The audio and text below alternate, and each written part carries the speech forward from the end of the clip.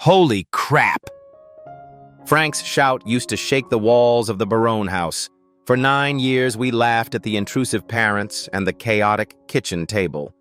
But today, the house across the street is hauntingly silent. The plastic covers that Marie used to protect her furniture couldn't protect the cast from a cruel reality.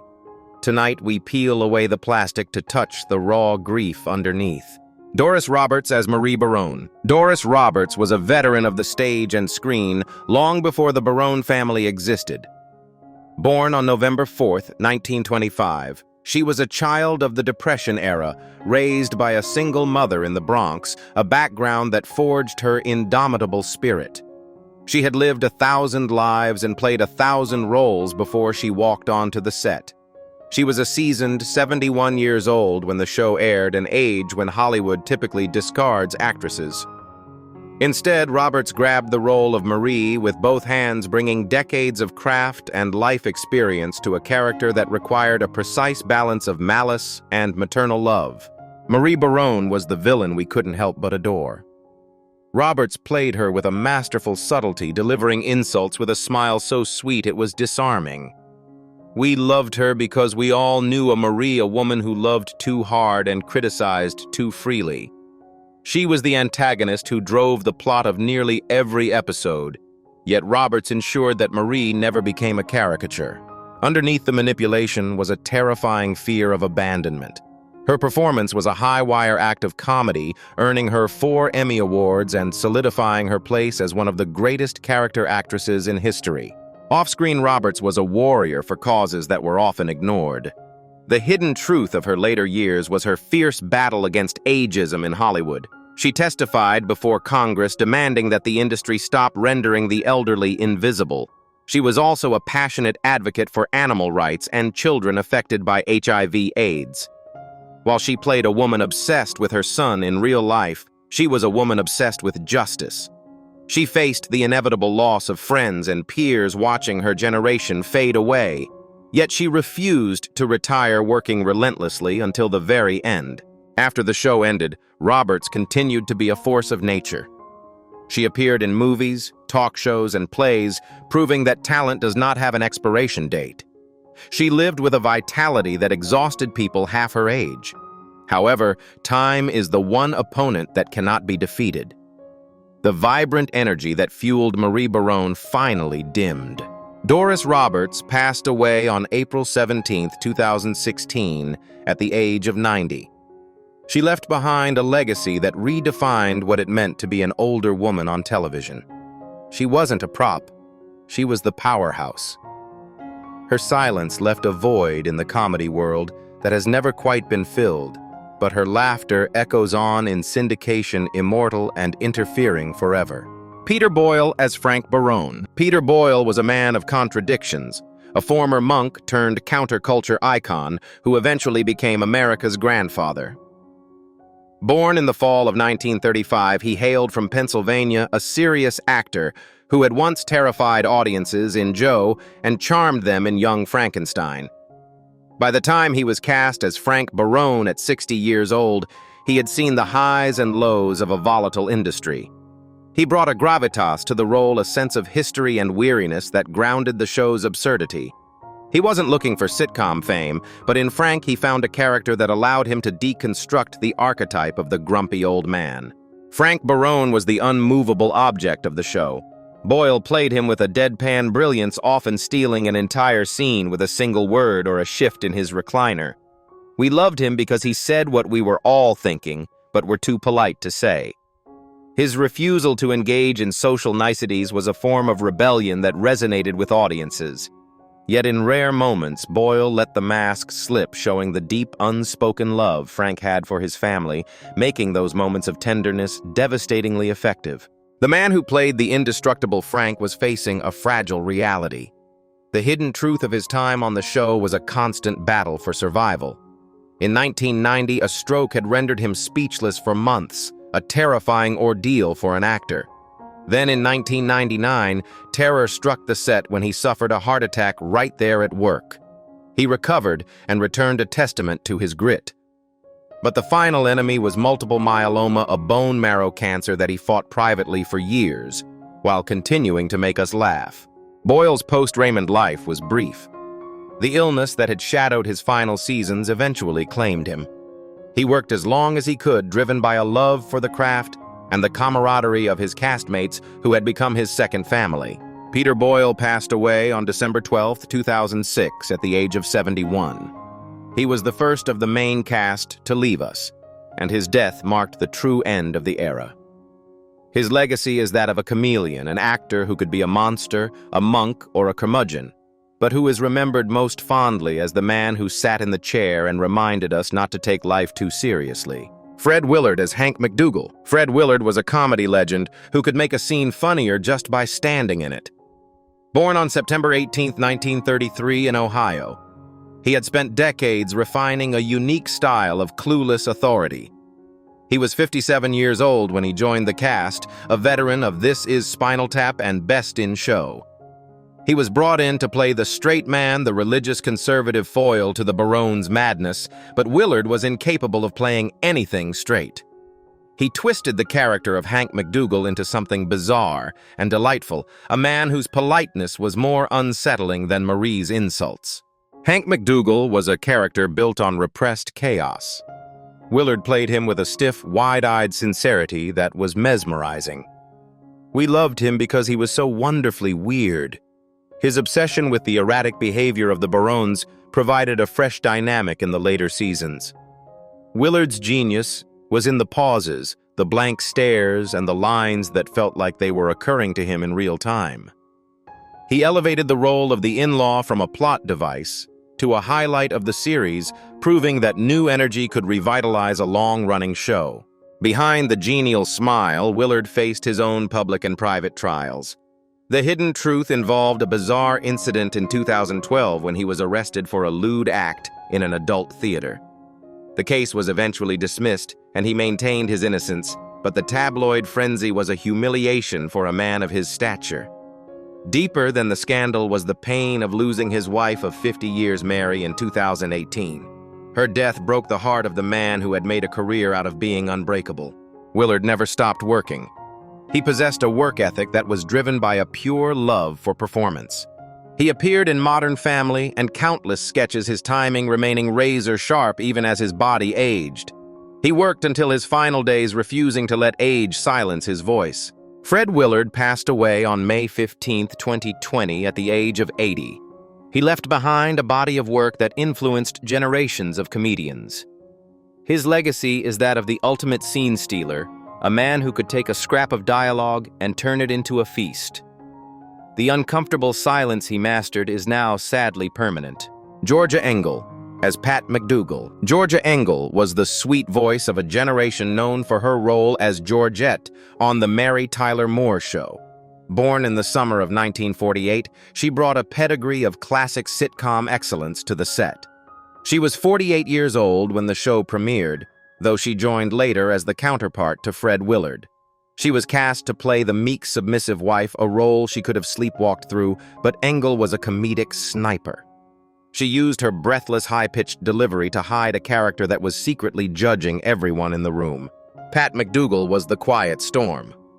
We loved her because her innocence was a facade. Beneath the Bible study exterior was a woman who smoked secretly and harbored dark thoughts about her husband. Engel's chemistry with Willard was perfection, a duet of dysfunction played in a major key. She could deliver a devastating line with the sweetness of a nursery rhyme, making the impact all the more hilarious. She proved that you didn't have to shout to be the funniest person in the room. Engel was a deeply private woman guided by her faith as a Christian Scientist. The hidden truth of her life was her strict adherence to her religious beliefs, which often meant eschewing medical intervention. This private conviction became a central part of her narrative in her final years. She lived a life largely away from the scandals of Hollywood, maintaining a purity of spirit that matched her on-screen persona, but her refusal to consult doctors meant that her health struggles remained a mystery even to those close to her. Like her co-stars, Engel continued to work, reuniting with Betty White on Hot in Cleveland and gracing the stage in various productions. She remained a working actor, beloved by casting directors and audiences alike for her unique, irreplaceable energy. Georgia Engel passed away on April 12, 2019, at the age of 70. Because of her beliefs, her cause of death was never publicly dissected, allowing her to keep her final secret. Her legacy is one of gentleness in a harsh industry. She was the airy voice that grounded the comedy, a reminder that kindness and humor are the most powerful tools an actor can possess. Katherine Helmond as Lois Whelan. Katherine Helmond was Hollywood royalty, a red-headed icon who had dominated the 70s and 80s in soap and Who's the Boss.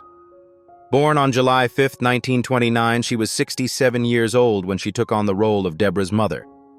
She didn't need the show to define her. She was already a legend. She brought a sophistication to the cast, representing the other side of the family tree, the side that didn't yell, didn't hug, and traveled to exotic locations instead of visiting the grandkids. Lois Whelan was the antithesis of Marie Barone, and that was her brilliance.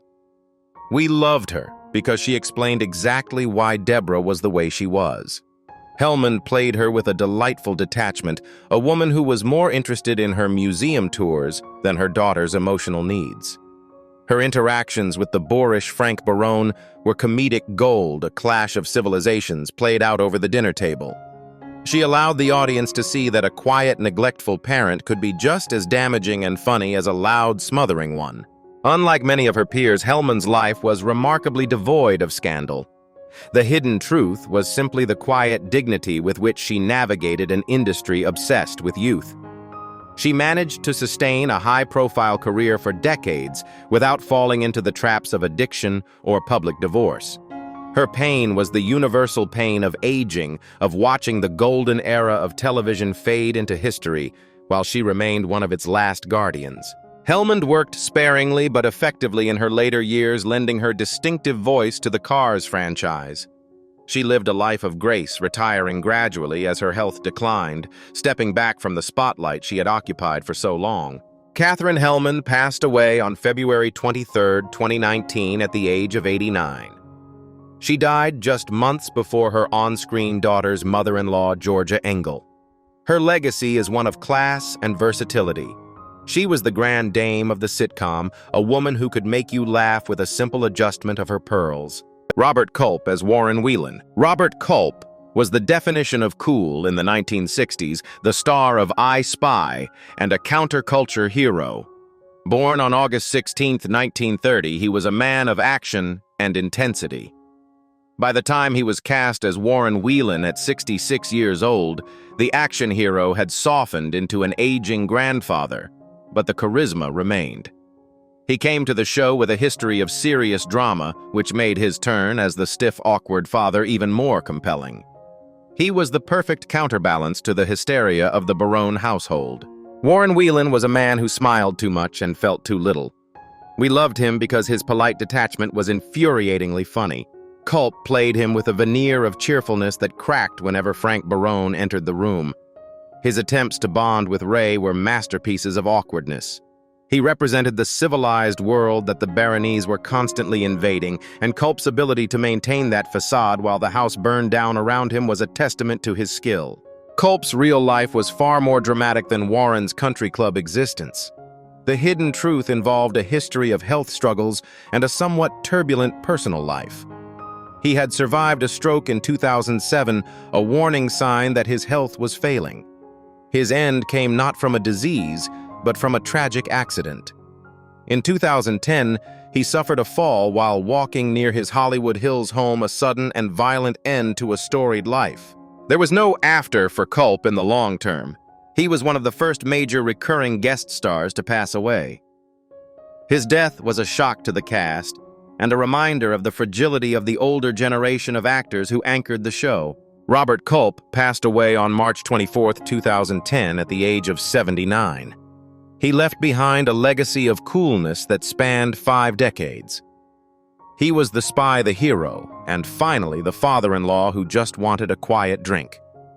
His contribution to the show was to provide the calm against which the Barone storm could crash. Brad Garrett as Robert Barone. Standing nearly 7 feet tall, Brad Garrett was always impossible to miss. yet he spent his early years feeling invisible. Born in the spring of 1960, he grew up in Woodland Hills, realizing early on that his massive stature and booming voice were his ticket out of obscurity. He was a comedy prodigy, dropping out of college to tour as a stand-up. But despite his early success on the strip, he was still searching for his defining moment. He was just 36 years old when he landed the role of Robert Barone, the younger brother, despite actually being younger than Ray in real life. He brought a vulnerability to the audition that belied his size, capturing the essence of a man who felt small, no matter how big he physically was. Robert Barone was a masterclass in physical comedy and emotional pathos. We loved him because he was the Eeyore of the sitcom world, a man whose catchphrase, "Everybody loves Raymond," dripped with a lifetime of sibling rivalry and neglect. Garrett used his unique physicality to hilarious effect, touching his chin with food or looming menacingly yet impotently over his smaller brother. But beyond the slapstick, Garrett infused Robert with a profound sadness that made his eventual happiness feel like a victory for the audience. He turned a jealous brother into a lovable underdog, making us care deeply about the policeman who just wanted his mother to look at him. While Robert battled for his mother's affection, Brad Garrett battled demons that were far more dangerous. The hidden truth of his life during the height of his fame was a severe struggle with alcoholism. He was a high-functioning alcoholic who hid his addiction from the cast and crew, using humor as a shield against a crippling depression. His personal life also faced turbulence. His marriage to Jill Diven crumbled, leading to a divorce in 2006 that played out in the shadow of his professional success. He has spoken openly about hitting rock bottom, a place where the laughter of the audience couldn't reach the silence in his own mind. Garrett's journey to the present day is a story of recovery and reinvention. He conquered his addiction, becoming a vocal advocate for sobriety and mental health awareness. He reinvented himself not just as an actor, but as a mogul, opening Brad Garrett's Comedy Club in Las Vegas, creating a sanctuary for the art form that started his career. He found love again, marrying Isabel Quella in 2021, proving that second acts are possible in both life and love. His voice, once used to express Robert's whining, became a staple in animation, bringing life to countless characters in Disney and Pixar films. Now 65 years old, Brad Garrett stands tall not just in stature but in character. He transformed his pain into a successful career and a stable life, escaping the trap of addiction that claims so many stars. His legacy is one of resilience. He proved that the sad clown could eventually find genuine happiness. He remains a beloved figure, the giant with the heart of gold who finally learned to love himself. Ray Romano as Raymond Ray Barone. Before the lights of the sound stage illuminated his face, Ray Romano was merely a voice struggling to be heard in the crowded comedy clubs of New York. Born in the winter of 1957, he grew up in Forest Hills, Queens, absorbing the peculiar rhythms of his Italian-American family, never realizing that his mundane frustrations would one day become his gold mine.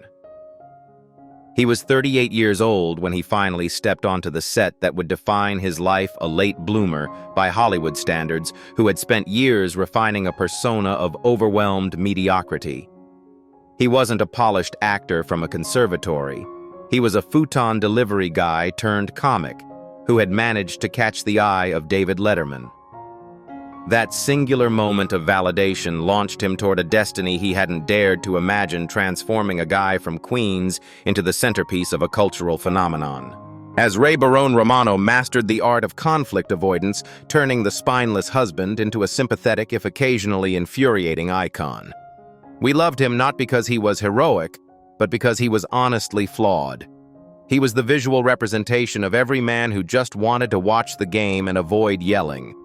His whining nasal delivery and impeccable timing turned simple domestic disputes into symphonies of dysfunction. He was the eye of the hurricane, often causing the storm while trying desperately to hide from it. Romano's genius lay in his ability to make us root for a man who was often selfish and lazy simply because his reactions to his overbearing family mirrored our own internal screams. While the screen projected a life of humorous mishaps, the reality behind the laughter was a man feeling the immense weight of expectation. Romano was not just the star, he was the creative engine mining his actual marriage and family for material until the lines between reality and fiction blurred uncomfortably. He has been married to Anna Scarpulla since 1987, and the pressure to maintain a stable family life while exposing its secrets for laughs was a tightrope walk. The hidden truth of his life appeared in the form of physical vulnerability. Despite the wealth and fame, mortality came knocking.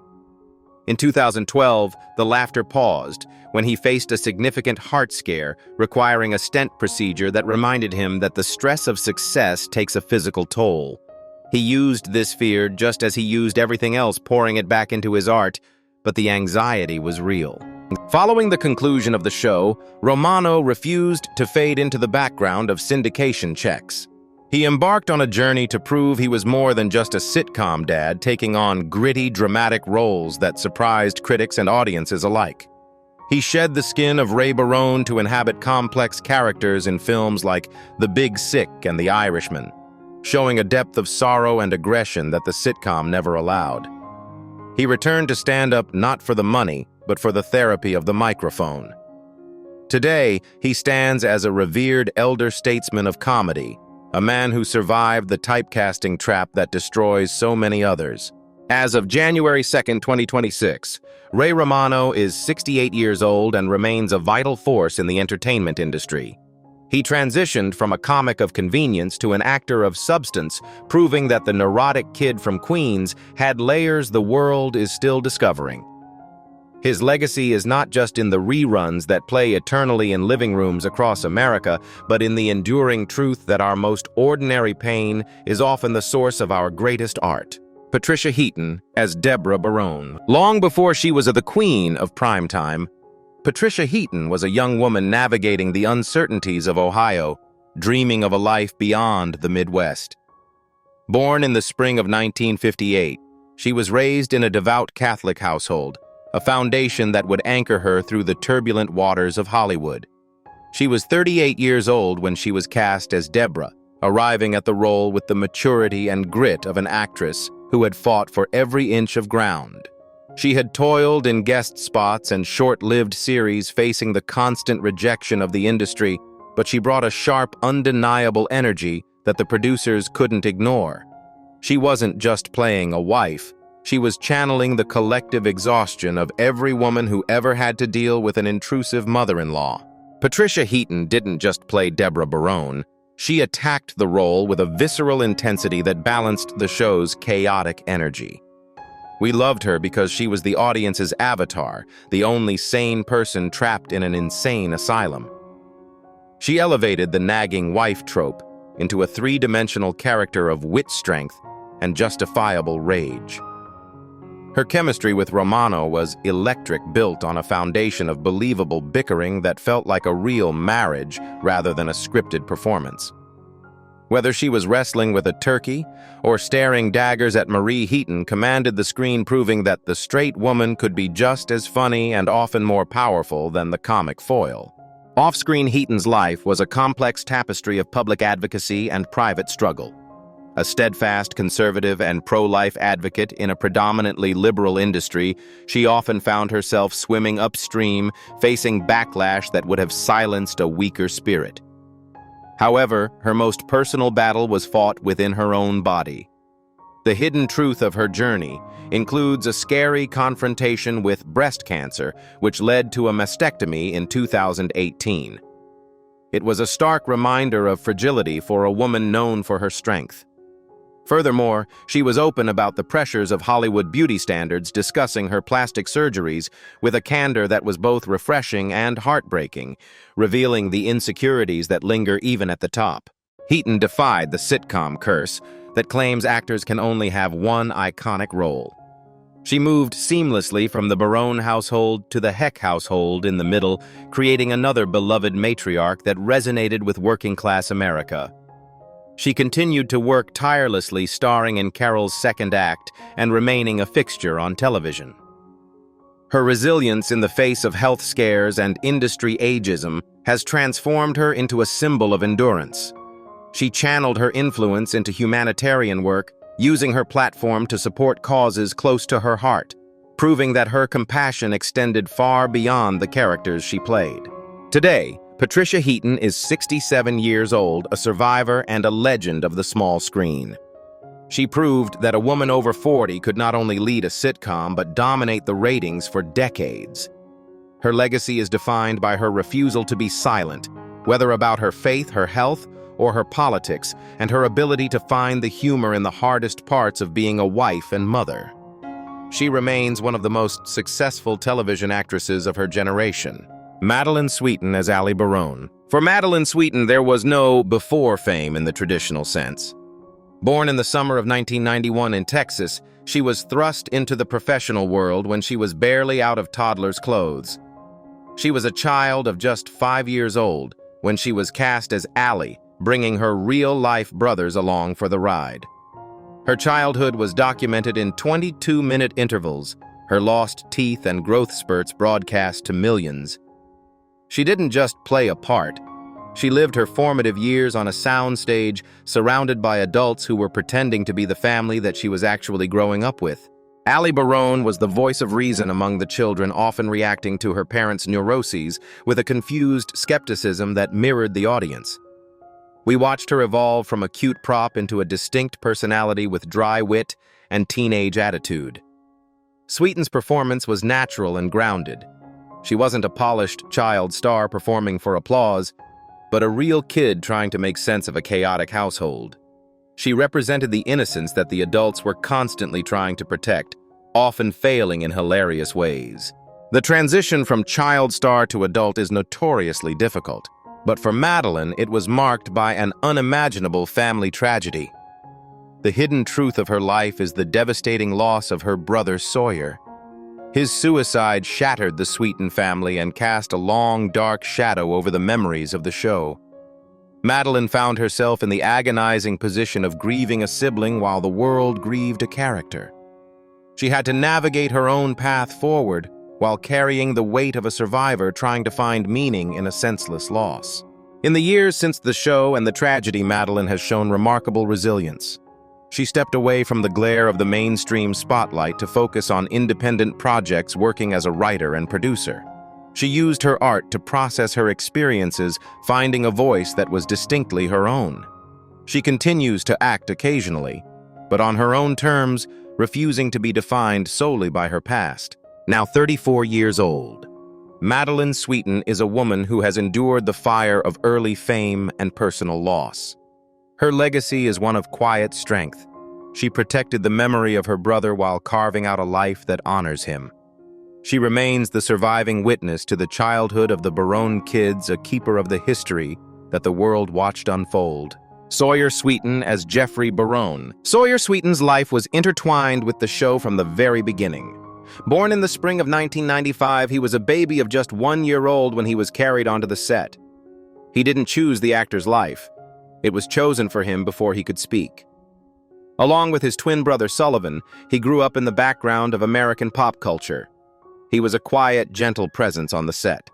A boy who spent his entire conscious life surrounded by cameras, crew members, and the laughter of a live studio audience. As Geoffrey Barone, Sawyer was one half of the chaotic duo that made Ray and Debra's life difficult. While he had fewer lines than the adults, his presence was essential to the fabric of the show. We watched him grow from a toddler into a young man, his shaggy hair and sleepy eyes becoming a familiar sight. He was the embodiment of childhood innocence, a reminder of why the Barones fought so hard to keep their family together. His role was to be loved, and by the audience, he was. The most heartbreaking chapter of the Everybody Loves Raymond story belongs to Sawyer. Beneath the surface of the young actor lay a darkness that few saw coming. The hidden truth was a struggle with mental health that went largely undetected by the public. The pressures of life, or perhaps battles known only to him, became too much to bear. In a tragedy that shook the entertainment world, Sawyer Sweeten died by suicide on April 23, 2015. There is no now for Sawyer, only the memories held by those who loved him. His death sparked a necessary conversation about the mental health of child actors and young men in general. It forced a re-examination of the industry and the toll it takes on developing minds. Sawyer Sweeten was only 19 years old when he died. His life was a brief flash of light that ended in a tragic shadow. His legacy is tragic but poignant. He is forever the little boy on the screen, frozen in time, reminding us to look closer at those who seem fine on the surface. The laughter of the reruns is now tinged with the sorrow of his absence. Paul Reubens as Russell. Paul Reubens was a cultural phenomenon long before he donned the mailman uniform for Raymond. Born in the summer of 1952, he created the iconic Pee Wee Herman A character that defined 80s childhoods. However, when he appeared on the show at 44 years old, he was in the midst of a career rehabilitation. He had been exiled from Hollywood following a 1991 arrest for indecent exposure, a scandal that shattered his innocent image. His appearance on Raymond was a quiet step back into the mainstream, a signal that he was ready to be seen again not as a caricature, but as an actor. As Russell, the comic book-loving mailman Reubens was weird, annoying, and hilarious. He appeared in only a few episodes, but his impact was disproportionate to his screen time. We loved him because he was an outsider who managed to unsettle even the neurotics of the Barone family. He brought a manic energy that was distinctly his own, a reminder of the comedic genius that had been suppressed by scandal. It was a small role, but for Reubens, it was a vital lifeline back to acceptance. Reubens' life was a tragic cycle of fame and infamy. The hidden truth was a life lived under the microscope of judgment. In 2002, he was arrested again on charges of child pornography, a devastating blow that turned out to be baseless. The charges were dropped, but the damage to his reputation was done. In his final years, he fought a secret war against cancer, hiding his illness from the public just as he had hidden his true self behind his characters. Reubens spent his final decade reclaiming his legacy, successfully reviving the Pee Wee Herman character for a new generation. He found a measure of peace and redemption loved once again by the fans who had grown up with him. But the physical toll of his secret illness eventually won out. Paul Reubens passed away on July 30th, 2023 at the age of 70. He was a misunderstood genius, a man who brought joy to millions while suffering in the shadows of public opinion. His cameo on Raymond remains a small but sparkling diamond in a complicated crown. Charles Durning as Father Dean. Charles Durning was a man who had seen the worst of humanity before he ever made us laugh. Born in the winter of 1923, he was a member of the greatest generation. Before he was an actor, he was a soldier who stormed the beaches of Normandy on D-Day and fought in the Battle of the Bulge. He was 73 years old when he put on the collar to play Father Dean, bringing with him the weary wisdom of a man who had truly seen it all. Acting was his therapy, a way to escape the ghosts of war that followed him home. Father Dean was the spiritual authority that the Baronese respected but rarely listened to. We loved him because he was the only person who could silence Marie, if only for a moment. Durning played the priest with a mix of benevolence and exhaustion, a man who realized that some families might be beyond even God's help. His scenes were grounded and warm, providing a moral center to the show's petty squabbles. The hidden truth of Charles Durning's life was the severe PTSD he carried from World War II. He was a highly decorated hero, awarded the Silver Star and 3 Purple Hearts, but the emotional wounds never fully healed. He often spoke of the guilt of survival of the friends he left behind in the mud of Europe. Every performance was a victory over the trauma that threatened to consume him. Durning worked until his body could no longer support his spirit. He remained a beloved figure in Hollywood, a mentor to young actors and a living piece of history. He never let his past define his future, but he never let the world forget the cost of freedom. Charles Durning passed away on December 24, 2012 at the age of 89. He died on Christmas Eve, a fitting exit for a man who played a priest. His legacy is dual. He was one of the finest character actors to ever live, and he was an American hero who fought for the very liberty that allowed us to sit in our living rooms and laugh. The lasagna is finished, and the big wooden spoon is laid to rest. Standing here in early 2026, The absence of Frank and Marie feels like losing our own grandparents. But the deepest scar remains the loss of Sawyer Sweeten, a future stolen before it truly began. They taught us that family is annoying, loud, and intrusive, but when they are gone, the silence is the loudest sound of all. Good night, Barones. You are finally eating in peace.